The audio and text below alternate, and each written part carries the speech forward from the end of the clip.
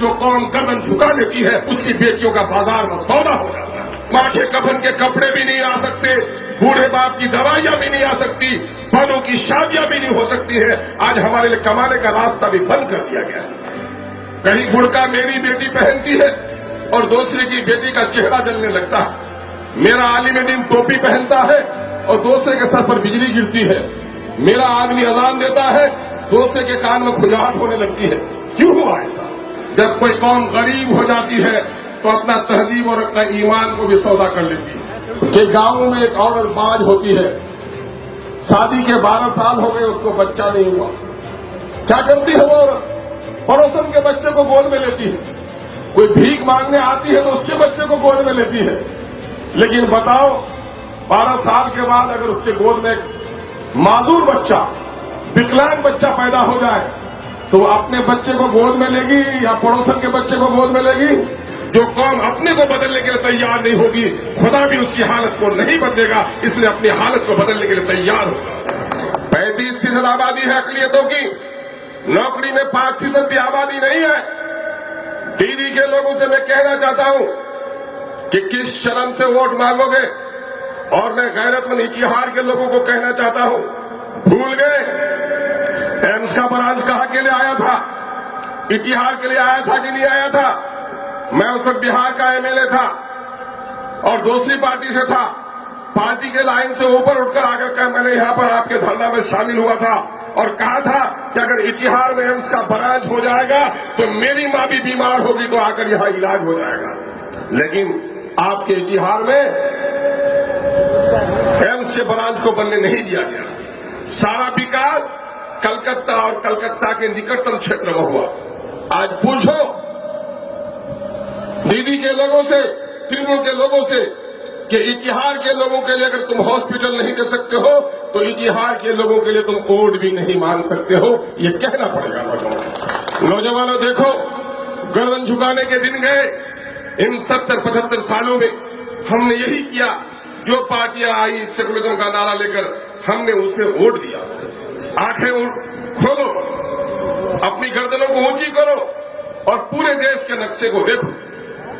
यही वो इलाका है जहां से मौलाना आजाद ने गांधी का साथ देकर देश को आजाद कराने की लड़ाई लड़ी। लेकिन क्या हुआ आज मौलाना आजाद के पैरोकारों के साथ कि इंसाफ नहीं मिल पाया।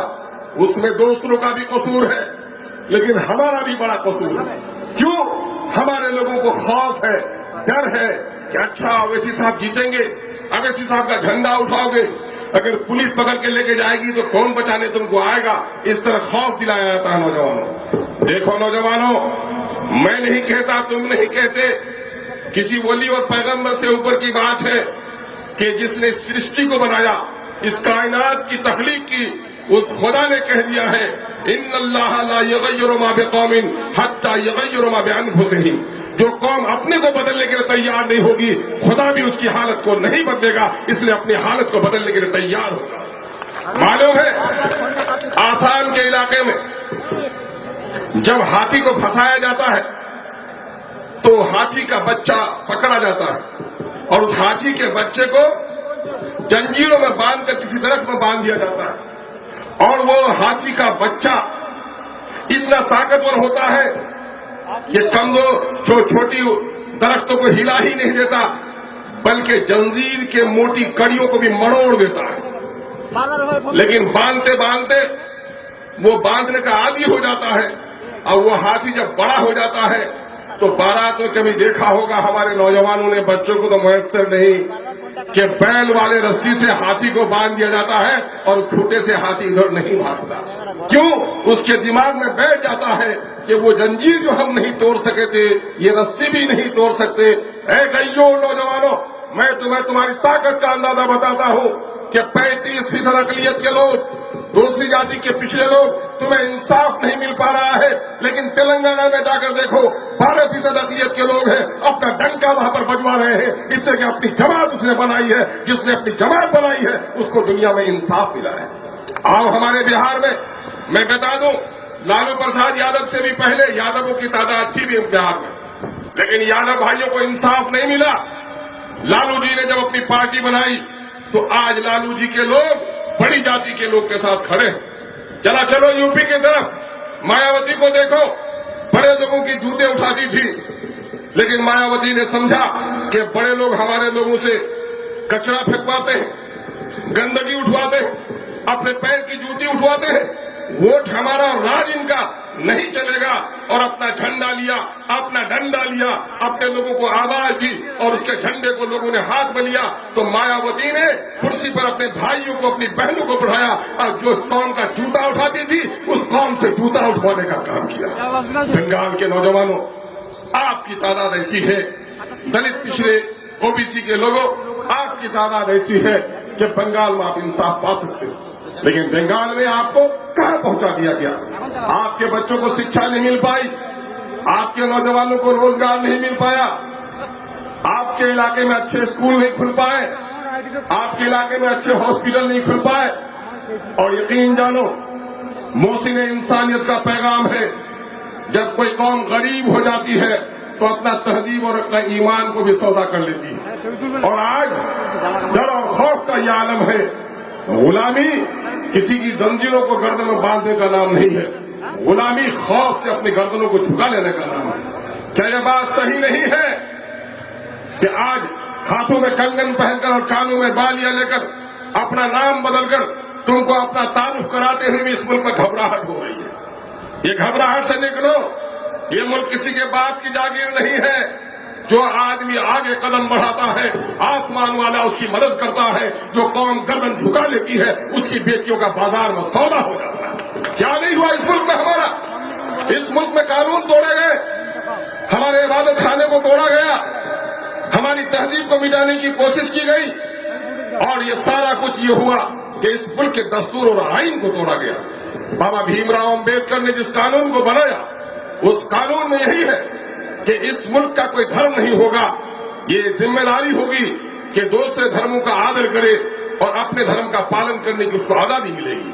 लेकिन आज इस मुल्क में अजान पर कहीं पाबंदी लगाई जा रही है, कहीं बुर्का मेरी बेटी पहनती है और दूसरे की बेटी का चेहरा जलने लगता है। मेरा आलिम दीन टोपी पहनता है और दूसरे के सर पर बिजली गिरती है। मेरा आदमी अजान देता है, दूसरे के कान में खुजाहट होने लगती है। क्यों हुआ ऐसा? इस मुल्क में अजान भी दो, हरि का भजन भी करो, संघ की आवाज भी निकले, गुरुद्वारे से भी इबादत की आवाज निकले। ये मुल्क हिंदू मुस्लिम सिख ईसाई सबके बराबर का मुल्क है, लेकिन आज अक़लियत के लोगों को दबाने की कोशिश की जा रही है। इस मुल्क में आज मंदिर और मस्जिदों की हिफाजत जरूरी है, गुरुद्वारों की हिफाजत जरूरी है, चर्च की हिफाजत जरूरी है, लेकिन उससे पहले जरूरत इस बात की है कि इस मुल्क के संविधान की हिफाजत की जाए। और संविधान की हिफाजत नहीं होगी तो मंदिर मस्जिद भी नहीं बचेगा, ये देश भी नहीं बचेगा। इस देश को बेचने का फैसला लोगों ने कर लिया। जीएसटी ने आपका हाल क्या कर दिया? नोटबंदी ने आपको कहां पहुंचा दिया? कोरोना के गुमराह कुन अमल ने आपको कहां पहुंचा दिया?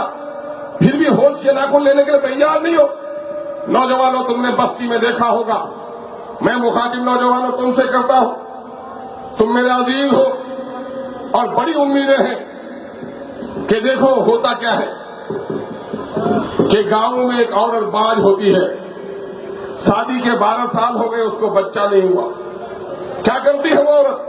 पड़ोसन के बच्चे को गोद में लेती है। कोई भीख मांगने आती है तो उसके बच्चे को गोद में लेती है।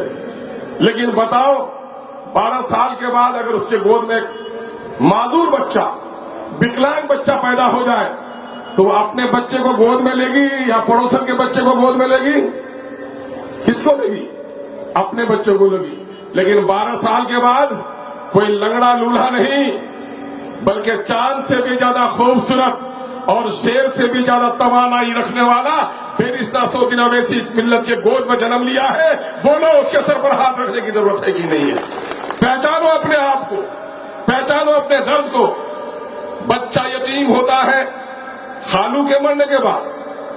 क्या जी बोलो नौजवानों? मामू के मरने के बाद नहीं, बच्चा यतीम होता है बाप के मरने के बाद। और कौमें यतीम होती है अपने लीडरों को खो देने के बाद। ये कौम अब यतीम नहीं रहेगी। हमारा इमाम, हमारा लीडर जन्म ले लिया है, हम चाहे जिस हाल में होंगे